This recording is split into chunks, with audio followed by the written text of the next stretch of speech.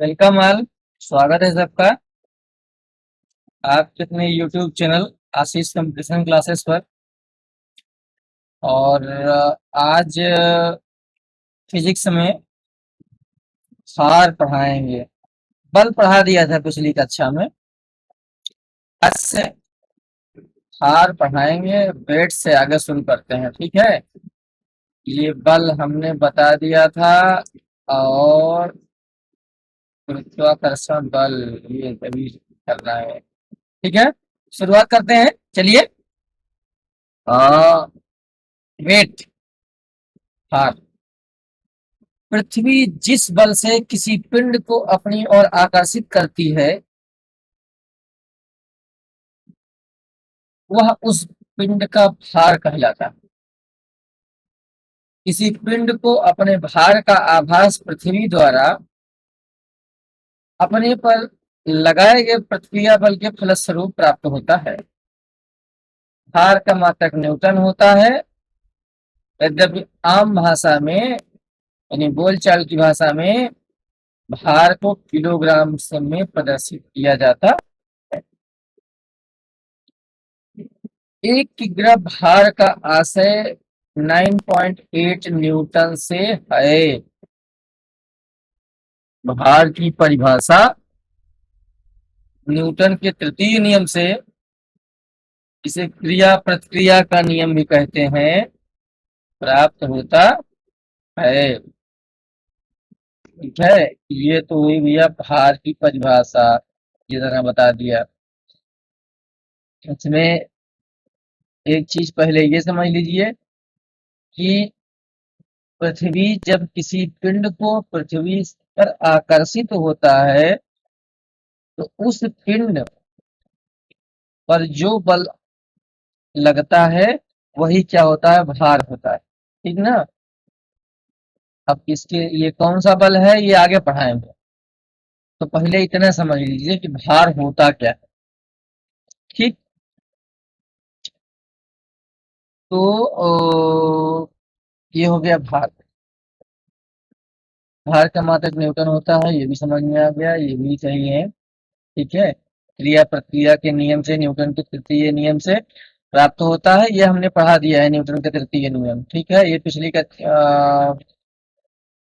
Video पढ़ा होगा, आप देख लीजिएगा। न्यूटन के सब नियम पढ़ा दिए हैं, ठीक ना। तृतीय नियम, प्रथम नियम, द्वितीय नियम सब पढ़ा दिए हैं। समझते हैं इसको।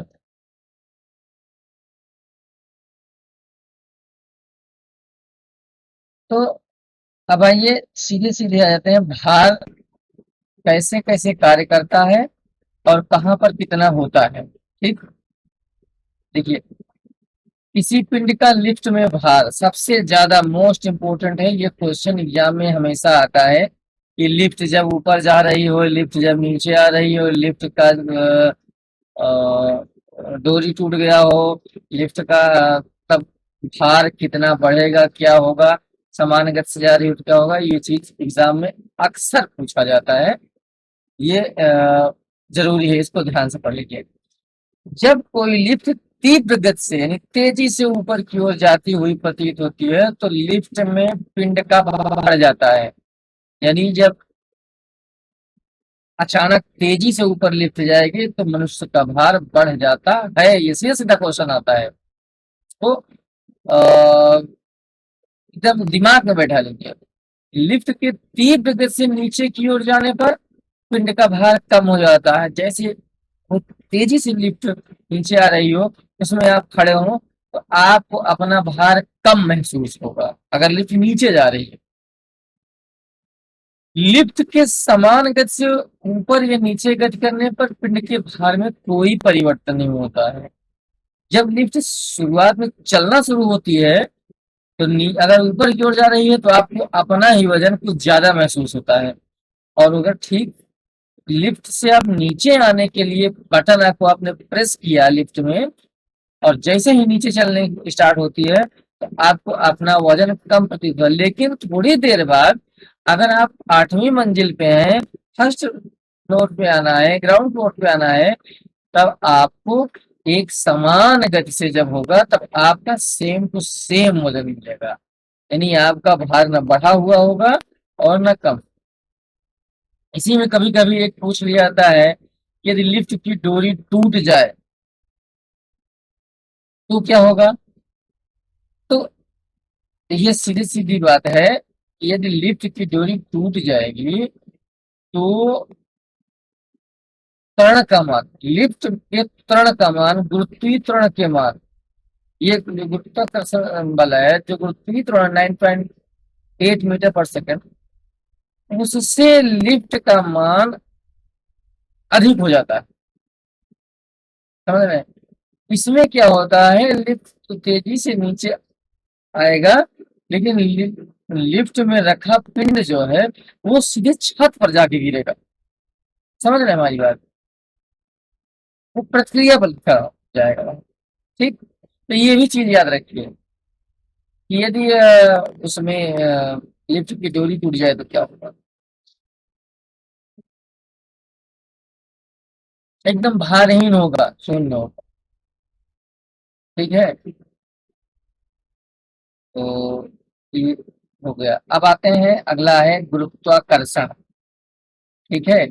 इसको अंग्रेजी में कहते हैं ग्रेविटेशन। ठीक है। गुरुत्वाकर्षण वह बल है जिसमें पृथ्वी किसी वस्तु को अपने केंद्र की ओर खींचती है। यानी पृथ्वी किसी वस्तु को अपने केंद्र की ओर खींचती है। जब कोई वस्तु ऊपर की ओर फेंकी जाए, एक ईंट का पत्थर लीजिए, ऊपर की ओर फेंकिए तो गुरुत्वाकर्षण से नीचे की ओर आती है, थोड़ी देर तो ऊपर जाएगी। तो वस्तु के वेग में जो प्रति सेकंड होने वाली वृद्धि है, फेंका ऊपर की ओर आपने, तो पहले तो कमी होगी, पिंड के वेग में धीरे धीरे करके कमी होती जाएगी। फिर उसके बाद जब नीचे की ओर आना शुरू होगी तो उसमें प्रति सेकंड वृद्धि होगी वेग में, और उस वृद्धि को क्या कहते हैं, गुरुत्वीय त्वरण कहते हैं। तो इसे क्या कहते हैं, कहेंगे जब नीचे की ओर प्रति सेकंड वस्तु के वेग में जो परिवर्तन हो रहा है, जो बदलाव हो रहा है, उसे क्या कहेंगे, गुरुत्वीय त्वरण कहते। इसे गुरुत्वीय त्वरण जो है, इसे जी से, स्मॉल जी लिख लीजिए, स्मॉल जी से प्रदर्शित करते हैं। इसे स्मॉल जी से, ठीक है, स्मॉल जी से प्रदर्शित करते हैं, जिसका मान 9.8 मीटर प्रति सेकंड स्क्वायर है। यहाँ पर ये स्क्वायर स्क्वायर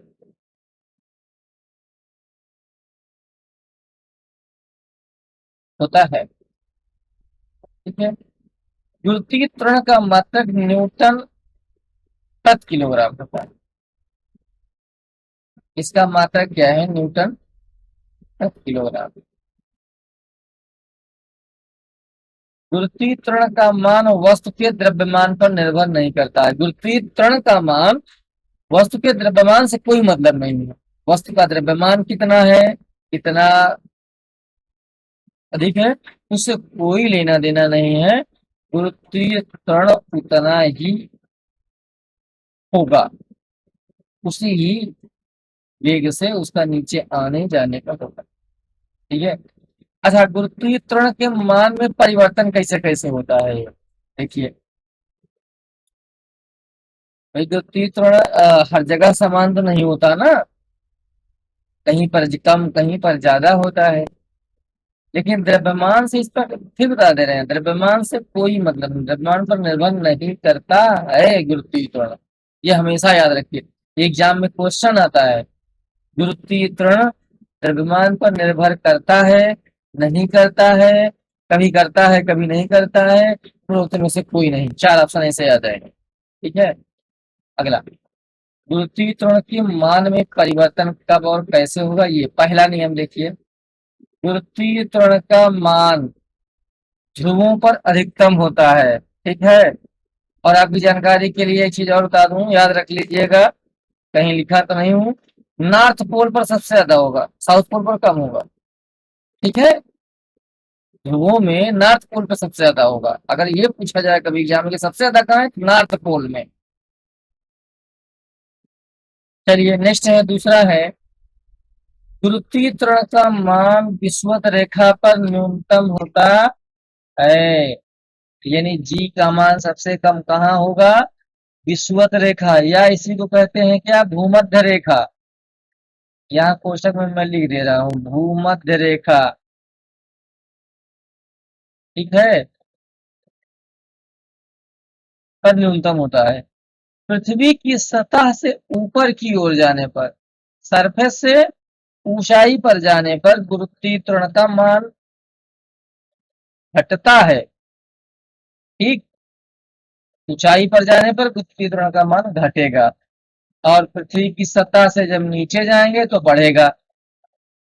विषुवत रेखा से ध्रुव की ओर जाने पर, ये देखिए, ये थोड़ा सा फिगर बना दे रहा हूँ, ये हल्का सा, ये विषुवत रेखा है, ये पृथ्वी है।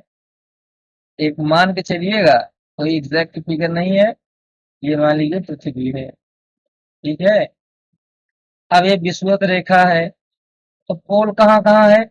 ये यहाँ पे पोल है और यहाँ पर पोल है, ठीक है। तो यहाँ पर तो हो गया, ये नॉर्थ पोल हो गया, ये साउथ पोल हो गया। कहने का मतलब ये कह रहा है कि ये जो 0 डिग्री ये भूमध्य रेखा है, इससे ध्रुवों की ओर जाने पर, इधर दोनों तरफ ध्रुवों की ओर जाने पर इसका मान क्या होगा? हमेशा बढ़ता है, इंक्रीज करेगा। ठीक, पृथ्वी के केंद्र में इसका मान 0 होता है। कभी पूछ ले कि गुरुत्वीय त्वरण या गुरुत्वाकर्षण सबसे कम या शून्य कहाँ होता है, तो शून्य कहाँ होगा? पृथ्वी के केंद्र में होगा। पृथ्वी की घूर्णन गति, पृथ्वी की जो घूर्णन गति है अक्ष पर, उसके बढ़ने पर गुरुत्वीय त्वरण का मान कम होगा। समझ में आई बात? यदि किसी कारण से पृथ्वी की घूर्णन गति बढ़ जाए तो क्या होगा? त्वरण का मान कम होगा। पृथ्वी की घूर्णन गति घटने पर गुरुत्वीय त्वरण का मान अधिक हो जाता है। अगर पृथ्वी की घूर्णन गति अधिक है तो त्वरण, गुरुत्वीय त्वरण कम हो जाएगा। अगर स्लो हो गई, दिन का 24 घंटा, एक दिन 24 घंटा जो है, दिन का 12 रात का 12, अगर ये चेंज हो करके मान लो कभी 15-15 घंटे हो गया, तो इसका मतलब है कि इसकी रोटेशन जो है, इस पे पृथ्वी का घूर्णन धीमा हुआ। अरे धीमा हुआ तो क्या होगा? गुरुत्वीय त्वरण का मान बढ़ जाएगा। अब चंद्रमा पर गुरुत्वीय त्वरण का मान पृथ्वी के मान का 1/6 होता है। यानी मून पर जब आप जाएंगे, मून पर जाएंगे तो 1/6 हो जाएगा कोई त्वरण। और जब त्वरण हो गया तो वेट भी ऐसे ही 1/6 हो जाएगा वहां पर। यहाँ पर चंद्रमा पर, यहाँ पे मान लीजिए ये 6 किलो के हैं, तो चंद्रमा पर 1/6 यानी, ठीक है, 1 kg, इस प्रकार से। अंतरिक्ष में पिंड का द्रव्यमान नियत रहता है। देखिए भाई, अब अंतरिक्ष में चले जाइए, इस पृथ्वी के गुरुत्वाकर्षण क्षेत्र से बाहर चले जाइए, अंतरिक्ष में आप प्रवेश करेंगे, स्पेस में, तो पिंड का द्रव्यमान वही रहेगा, आपका द्रव्यमान वही है, लेकिन भार शून्य हो जाएगा। क्यों? क्योंकि वहां कोई भी गुरुत्वीय त्वरण या गुरुत्वाकर्षण बल नहीं लग रहा है, इसलिए अंतरिक्ष में आपका भार हो गया शून्य। ठीक, और भार शून्य हो गया तो आप हवा में पतंगे की तरह ऐसे उड़ते रहेंगे, ठीक ना, तैरते रहेंगे। ये तो हो गया है आपका गुरुत्वीय त्वरण। कहाँ कहाँ बढ़ेगा, कहाँ कहाँ परिवर्तन होगा गुरुत्वीय त्वरण में। ठीक, आगे चलें। चलिए नेक्स्ट पे आइए। अच्छा, कुछ चीजें और बता दें हम आपको, इसमें कुछ चीजें और बता दें। कुछ उदाहरण ऐसे हैं जो हमेशा एग्जाम में पूछे जाते हैं, या सीधे उदाहरण पर ही तो सवाल आ जाते हैं। जब कोई लिफ्ट त्वरित गति से ऊपर की ओर जाएगी, तो हमने आपको बताया कि ऊपर की ओर जाएगी तो निश्चित रूप से बढ़ रहा है, नीचे की ओर घट रहा है। ठीक है। और यात्रा के दौरान लिफ्ट रुकती है, वहां भी पिंड का भार कम होता है। ठीक। लिफ्ट समान वेग से जाएगी तो कोई असर नहीं होगा भार पर। विषुवत रेखा पर किसी पिंड का भार भी न्यूनतम होगा। अगर विषुवत रेखा पर सबसे कम गुरुत्वीय त्वरण है, ये विषुवत रेखा पर गुरुत्वीय त्वरण यहाँ पर सबसे कम है, तो यहाँ पर भार भी कितना होगा, यहाँ पर इस लाइन पर वेट भी कितना होगा, कम होगा। ठीक है। ये गुरुत्वीय त्वरण कम काम कर रहा है वहां पे। पृथ्वी के केंद्र में भारहीन हो जाएगा कोई भी पिंड। ठीक, शून्य हो जाएगा क्योंकि वहां गुरुत्वाकर्षण ही नहीं है। कोई व्यक्ति चंद्रमा पर जाता है तो उसका भार 1/6 हो जाएगा। ये भी बता दिया। ऐसा उदाहरण है। इसी पर सीधे सीधे सवाल एग्जाम में आते हैं। ठीक है। एक और चीज है कि यदि पृथ्वी अपने वर्तमान घूर्णन गति से 17 गुना अधिक तेज चले, ये देखिए 17 गुना अगर अधिक राउंडिंग करने लगे, ये 17 गुना तेजी से चले, क्या परिवर्तन होगा? यहाँ पर गुरुत्वीय त्वरण जी का मान 0 होगा। समझ में आ गई बात? कोई इसमें इम्पट नहीं। सूर्य पर किसी वस्तु का भार पृथ्वी की अपेक्षा 28 गुना होता है। यानी अगर यहाँ पर किसी का वेट 2 kg का है, तो सूर्य पर कितना होगा? 56 kg। कितना गुना? 28 गुना। ठीक, ये याद है। सूर्य का बता दिए, चंद्रमा पर बता दिए, पृथ्वी पर बता दिए। अब इससे ज्यादा जाकर थीम बताएंगे कि कहाँ क्या होगा। ठीक है। हमारे ख्याल से आगे चलना चाहिए। एक और चीज आपको एग्जाम्पल में बता दें। देखिए, अगर एक लोहे का पिंड है, ये देखिए, ये एक लकड़ी का पिंड है, एक लोहे का पिंड है। दोनों, ये दोनों गेंद है, मान लो बॉल है। दोनों को हवा में समान ऊंचाई तक फेंकते हैं। ठीक है। और वहां से नीचे गिरा जाता है तो लोहे की गेंद पहले गिरेगी। मान लो ये लोहे वाली है, ये ठोस है, तो ये इस सरफेस पर पहले आएगी। ठीक है। इसी प्रकार से लकड़ी और लोहे की गेंद को समान ऊंचाई से गिराते हैं। ठीक है। वायु वायुमंडल में। ठीक है। तो लोहे की गेंद पहले पहुंचेगी। ठीक, इसमें कोई शंका नहीं है। इसी प्रकार से गेंद को गुरुत्वीय त्वरण की उपस्थिति में निर्वात में समान ऊंचाई से गिरा दिया जाए। मान लीजिए कि यहाँ निर्वात है, ये यहाँ निर्वात है। इस निर्वात में इस दोनों गेंद को गिराया जाए, ड्रॉप किया जाए, तो ये निर्वात में रहेगा तो एक साथ पहुंचेंगी ये। ठीक है। एक साथ पहुंचेंगे यहाँ पे, क्योंकि वायुमंडलीय दाब यहाँ होगा नहीं, वायुमंडलीय दाब नहीं होगा। और जब वायुमंडलीय दाब नहीं होगा, प्रेशर नहीं होगा, तो इसके बाहर से द्रव्यमान से हमने पहले ही बताया था कि कोई फर्क नहीं पड़ने वाला है। जितना गुरुत्वीय त्वरण है उसी वेग से ये दोनों आएंगे, दोनों एक साथ आके गिरेंगी।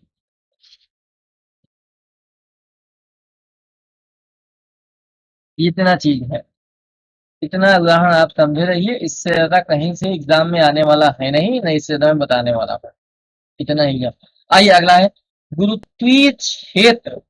ग्रेविटेशनल एरिया किसे कहते हैं? किसी पिंड का वह क्षेत्र जहां तक वह दूसरे पिंड को आकर्षित करता है, गुरुत्वीय क्षेत्र कहलाता है। यानी दो पिंड, अगर ये दो पिंड, इसमें से ये जहां तक ये दोनों एक दूसरे को आकर्षित करते हैं, कोई एक पिंड जहां तक आकर्षित किए वहीं तक इसका क्या है, गुरुत्वीय क्षेत्र है। मान लीजिए ये इस पिंड में गुरुत्वीय त्वरण है, ये इसको आकर्षित कर रहा है इस पिंड को, तो ये मान लीजिए कि यहाँ तक तो आकर्षित कर सकता है, तो ये यहाँ तक का एरिया क्या हुआ, गुरुत्वीय क्षेत्र हुआ। और इसके बाद अगर ये पिंड यहाँ आ गया तो इसको ये खींच आकर्षित नहीं कर पाएगा, ठीक। और यही उसका गुरुत्वीय क्षेत्र है। आइए अगला हम आपको बताते हैं सार्वत्रिक गुरुत्वाकर्षण। सर्वप्रथम केपलर ने सूर्य के चारों ओर गति करने वाले ग्रहों के संबंध में 3 नियम प्रतिपादित किए। कौन, कितने नियम, 3। 3 नियम कैसे प्रतिपादित किए? पहला, प्रत्येक ग्रह सूर्य के चारों ओर दीर्घ वृत्ताकार कक्षा में परिक्रमण करता है। यहाँ स्पेस है, यहाँ देखिए ये सन है, ये सन है, इस ये दीर्घ वृत्ताकार कक्षा ये होती है। वृत्ताकार तो आप जानते ही हैं ये होता है, और दीर्घ वृत्ताकार ये होता है, ये दीर्घ वृत्ताकार, ठीक।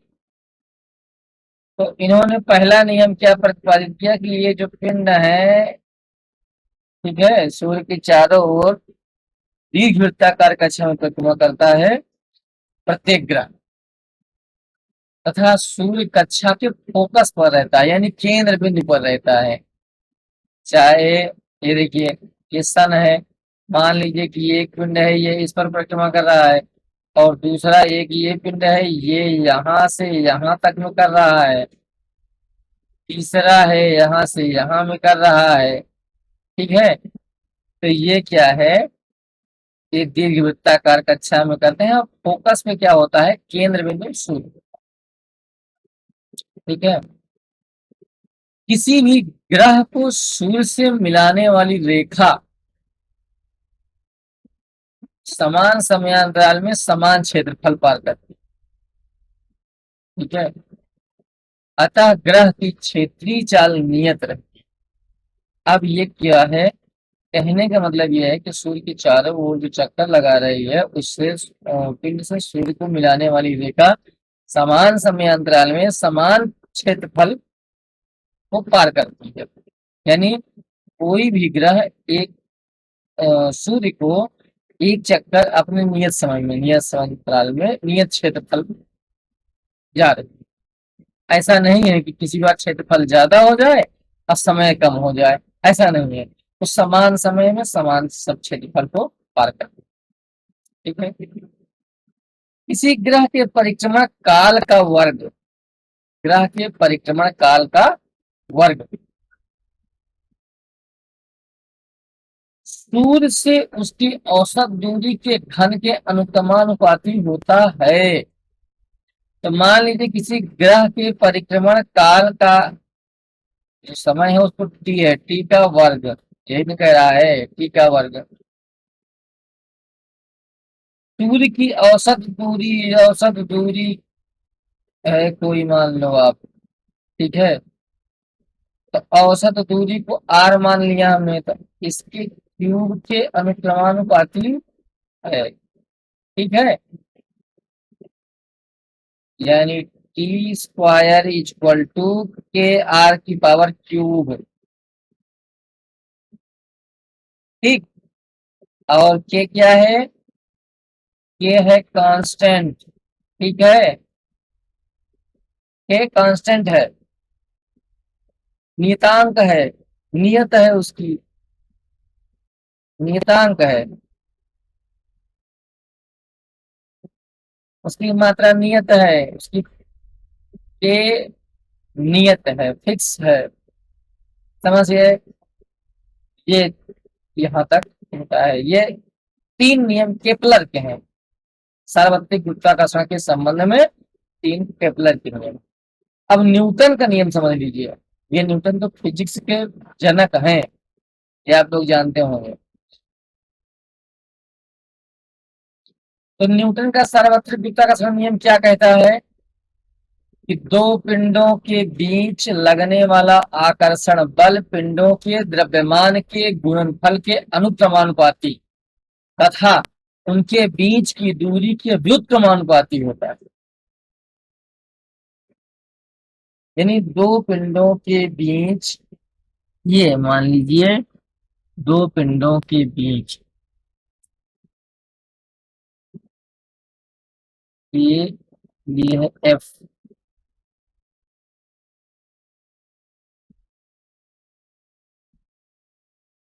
F is proportional to m1 into m2 upon r²। ये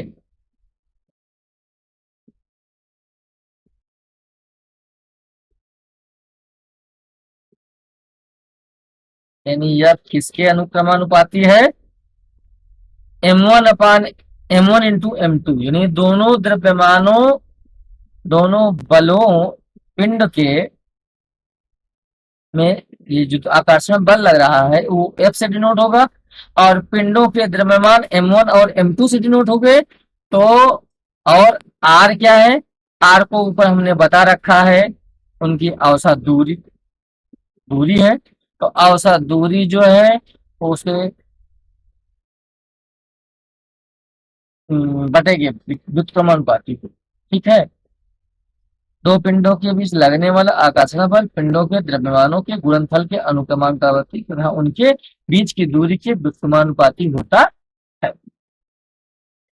अब इसको ऐसे भी लिख सकते हैं, F equal to G m1 m2 upon r²। ये एक फार्मूला है।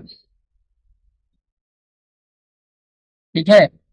अब यहाँ पर g का मान जी कांस्टेंट बना दिया गया। इसको g को क्या कहा गया? स्थिरांक। इसका है स्थिरांक रहेगा, ये स्थिर रहेगा इसका। ठीक, समझ में आ गई बात? तो ये तो न्यूटन का नियम है गुरुत्वाकर्षण पर, कि जो दो पिंडों के बीच आकर्षण बल लग रहा है तो दोनों पिंडों के द्रव्यमान जो है उसके गुणनफल तथा उनकी दूरी के व्युत्क्रमानुपाती होगा। दूरी जो r² है वो व्युत्क्रमानुपाती है, तो उसको बटे में लिख दिया, m1 m2 को ऊपर मल्टीप्लाई कर दिया गया। जी कांस्टेंट है, F equal to G m1 into m2 upon r²। ये इसका फार्मूला है, इसको डिराइव किया गया। अब इसी में एक चीज और समझ लीजिए, न्यूटन जी को गुरुत्वाकर्षण स्थिरांक कहते हैं। इसका मान कणों की प्रकृति, समय, ताप आदि पर निर्भर नहीं करता है।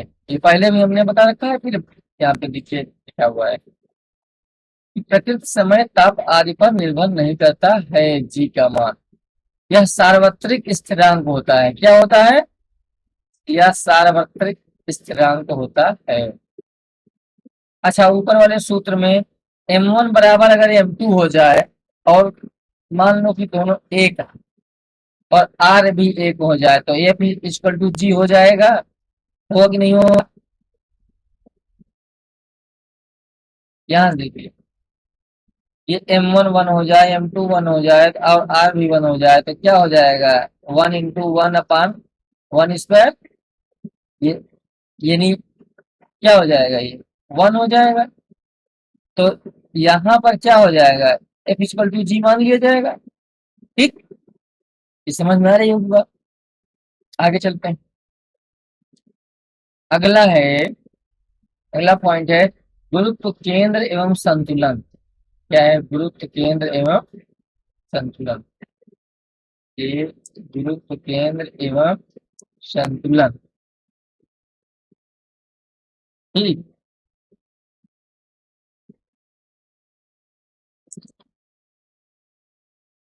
इसको समझते हैं क्या है।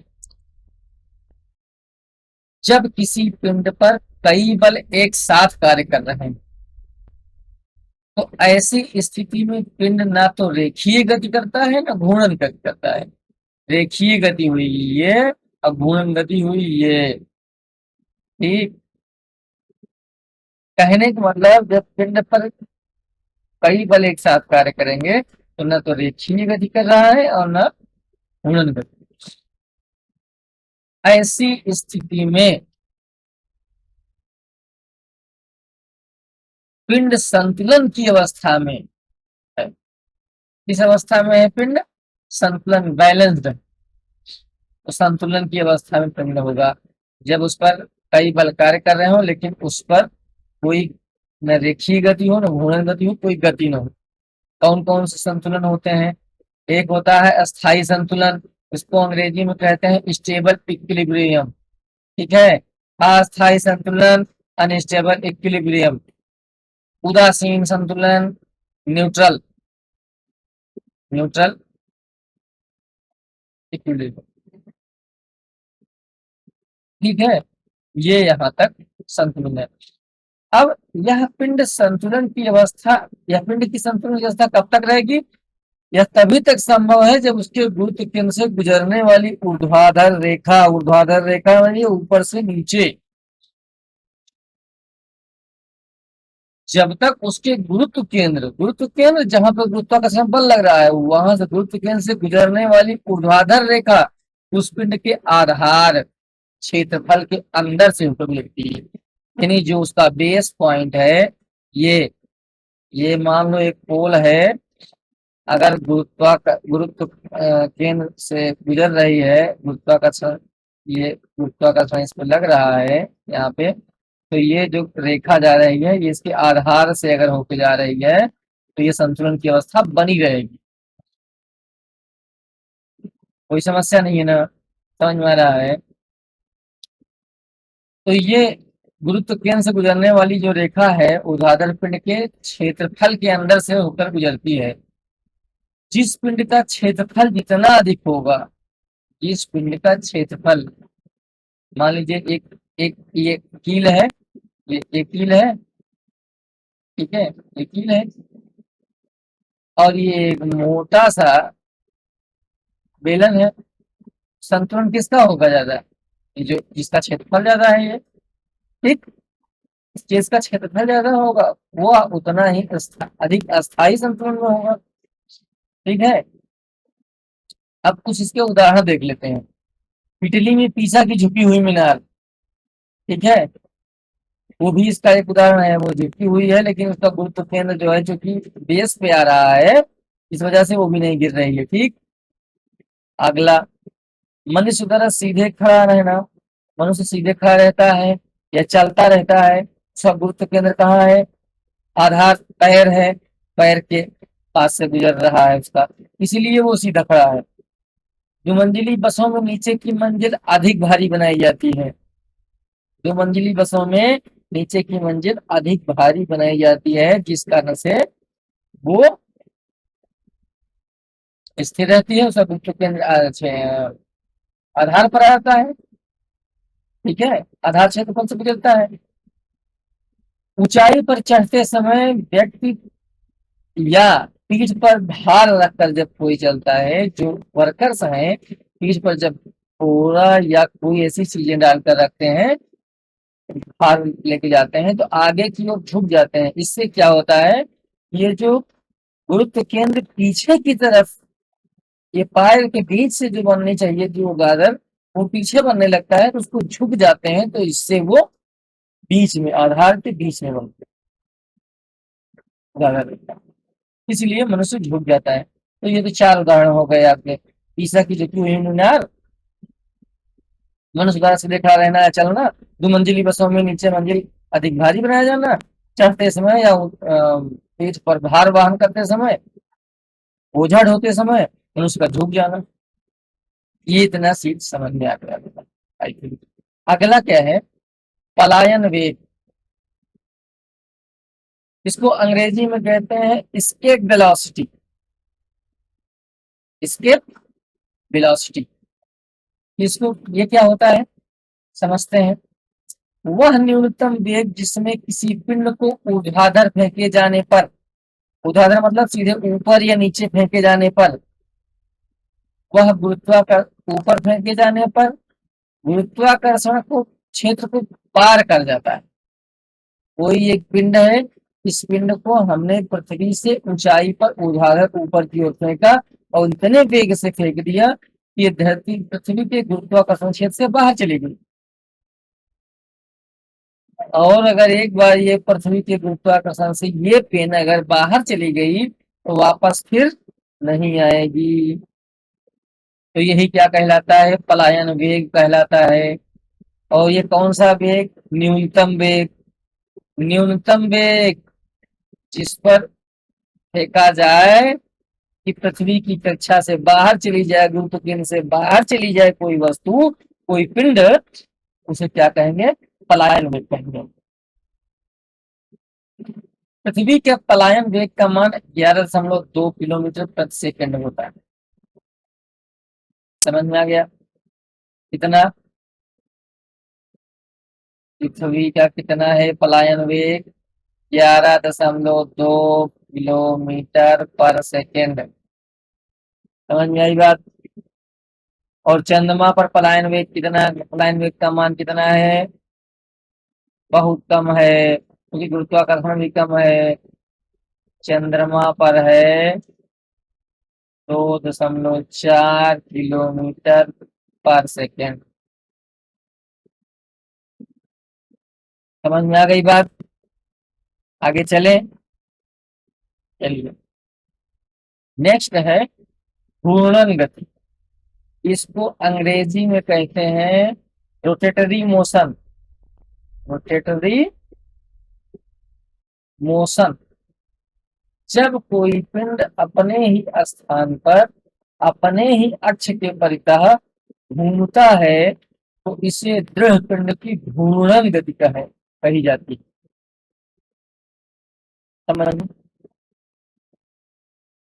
एक पिंड कोई है, ये एक पिंड है, इसका मान लीजिए ये अक्ष है, इसी अपने अपने ही केंद्र के परितः इसे घूम रही है, ठीक? तो उसे क्या कहेंगे? घूर्णन गति कहेंगे। अपने ही अक्ष के परितः घूम रही है, घूर्णन कर रही है, तो क्या कहलाएगा? घूर्णन गति कहलाएगा। और जिस अक्ष के परितः पिंड घूर्णन करता है, यानी जिस ये अक्ष के परितः घूर्णन कर रहा है, ये अक्ष के परितः, इसको क्या कहेंगे? इसको कहेंगे घूर्णन अक्ष। ठीक है, घूर्णन अक्ष कहेंगे। अब इसका एग्जाम्पल देखिए, बहुत अच्छा एग्जाम्पल है। पृथ्वी, पृथ्वी ये है, मान लीजिए थोड़ा झुकी हुई साइड है डिग्री, ठीक? ये पृथ्वी है, अपन ये अक्ष पे घूम रही है, इसका अपने इस पर घूर्णन क्या कहलाएगा? घूर्णन गति कहलाएगा। पृथ्वी की घूर्णन गति। पंखे, फैन है, फैन एक जगह पर उसके चारों तरफ घूमता रहता है, उसके पंखे घूमते रहते हैं, तो ये क्या हुआ? घूर्णन गति है ना, एक घूर्णन गति है। इस प्रकार से ये घूर्णन गति। अब आइए, एक आता है कोणीय वेग। ठीक है, कोणीय वेग। कोणीय वेग क्या है? एक वृत्तीय गति करता हुआ कोई पिंड, एक वृत्तीय गति करता हुआ कोई पिंड 1 सेकंड में वृत्त के चारों ओर जितने कोण घूमता है उसे पिंड का कोणीय वेग कहते हैं, और इसे ओमेगा से प्रदर्शित करते हैं। इससे ओमेगा से, ठीक है, जिसका मात्रक रेडियन, इसका मात्रक क्या है? रेडियन पर सेकंड। ठीक है, ये कोणीय वेग। आगे चले। अच्छा, कोणीय वेग का फार्मूला भी यहाँ पे दिया हुआ है। कोणीय वेग का फार्मूला है कोणीय वेग बराबर, इसको ओमेगा, ये इसका हुआ है, इसको क्या कहते हैं? 2πn/t। ठीक है, ये इसका फार्मूला। तो इस फार्मूले से ही इसकी अब इसमें यन क्या है, यन जितने चक्कर लगाएगा, मान लीजिए ये एक पिंड है, ये इस- घूम रहा है, ठीक है, ये केंद्र है, ये घूम रहा है, यहाँ से मान लीजिए घूमना शुरू किया, ठीक, तो यहाँ से ये कितने चक्कर लगाया, एक टाइम में मान लीजिए कि 2 आवर टाइम में ये यहाँ से यहाँ शुरू किया और कितने चक्कर लगाया, मान लीजिए 4 चक्कर लगाया, 4 राउंड, ठीक है, तो इसी को इस पर रख देंगे। कोणीय वेग बराबर ये लिखा हुआ है, ये इसका फार्मूला है, कोणीय वेग बराबर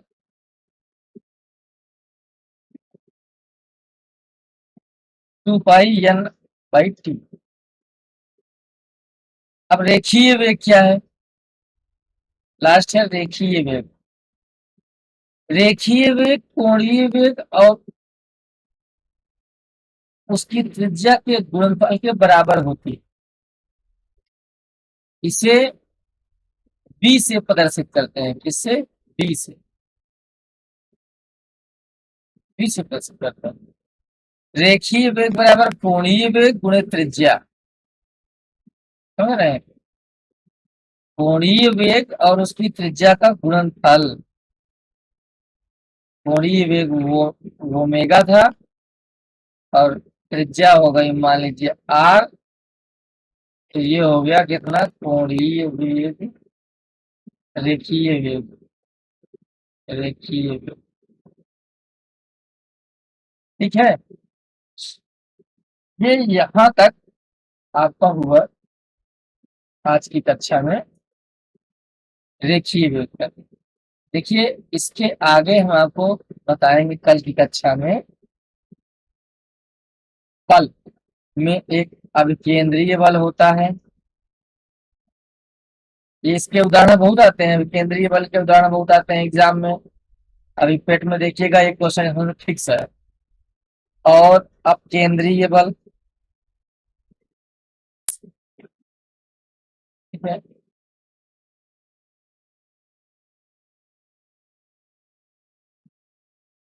अपकेंद्रित कोणीय त्वरण,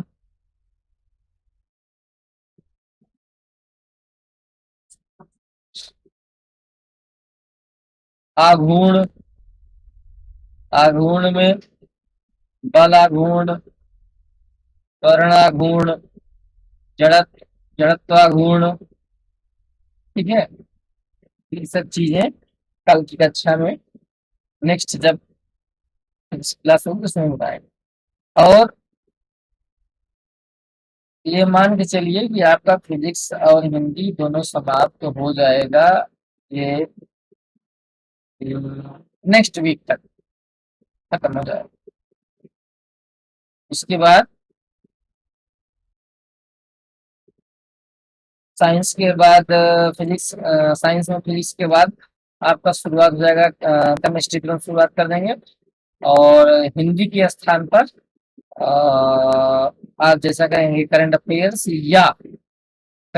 या पॉलिटिक्स शुरू कर देंगे, ठीक है। तो भैया आप लोग मन लगा के पढ़िए, क्योंकि क्या है, यह है कक्षा निःशुल्क, तो निःशुल्क है तो क्या करना है, थोड़ा सा मेहनत आपको भी कर लेना है, लाइक कर देना है और शेयर भी कर देना है। शेयर करने से और लोगों को मिलेगा, और सब्सक्राइब कर लेंगे तो आपको नियमित रूप से नोटिफिकेशन मिलता रहेगा। वो जो बेल आइकन है ना, ये बेल आइकन है ना, ये बेल आइकन को ऐसे प्रेस कर लीजिएगा, ये जो बेल आइकन है, ठीक है, तो आपको नोटिफिकेशन मिलता रहेगा। तो आज के लिए इतना ही, नमस्कार, जय हिंद, आपका दिन शुभ हो, और आप ऐसे ही मन लगा के पढ़ते रहें और हम आपको पढ़ाते रहें।